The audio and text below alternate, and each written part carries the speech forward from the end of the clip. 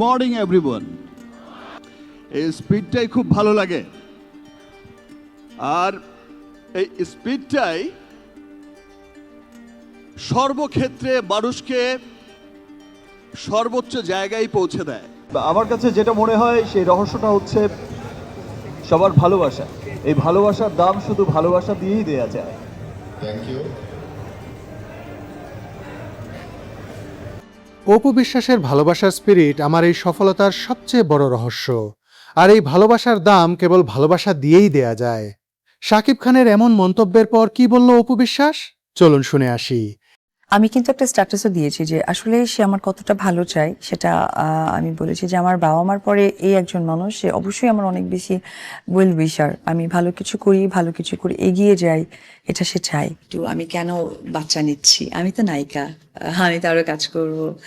বাচ্চা নিলে যদি এক অনুষ্ঠানে একসাথে উপস্থিত ছিলেন শাকিব খান এবং অপু বিশ্বাস। এ সময় শাকিবের বক্তব্য বসে বসে শুনছিলেন অপু বিশ্বাস। এরপর এই নায়িকা বলেন, এটার মধ্যে যে কি একটা ভালোবাসা, really smart, he is very smart. তো সেই জায়গা থেকে আমার মনে হয়েছিল যে সাপোর্টটা দিবে, বা তার কারণে যদি একদিনও আমি উপকৃত হয়ে থাকি তাহলে সেটাকে আমি অবশ্যই সাধুবাদের সাথে সব সময় প্রেজেন্ট করি। একটি মেয়ে সফল হওয়ার পেছনে একটি পুরুষের অনেক অবদান থাকে, তার ব্যতিক্রম আমি নই।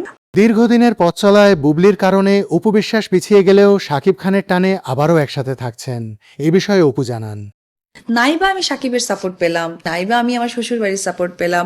কাছের মানুষগুলো যখন প্রতিনিয়ত আমাকে দূরে সরে দেওয়ার চেষ্টা করেছে, তখন ভয় হয়ে গেছে যে আবার অপোজিট আরেকটা কথাও বলেছি যে আবার একটি নারীও ডিস্ট্রয় হয়ে যায়, কিন্তু সে একটা পুরুষের কারণে, হয়তো বা সামাজিকভাবে, পারিবারিকভাবে।